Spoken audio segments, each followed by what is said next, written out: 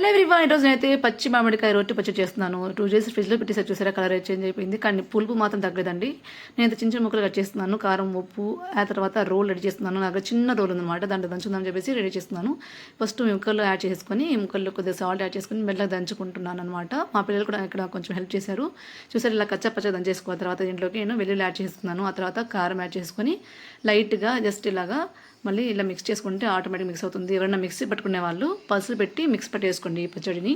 కానీ రోటి పచ్చడి మాత్రం సూపర్గా ఉంటుంది. చెప్తుంటే నాకు నోరు ఊరిపోతుంది. అండ్ ఇదని చూసారా, ఇలా అయిపోయిన తర్వాత మంచిగా ఇప్పుడు బౌల్లో తీస్తున్నాను ఈ పచ్చడిని.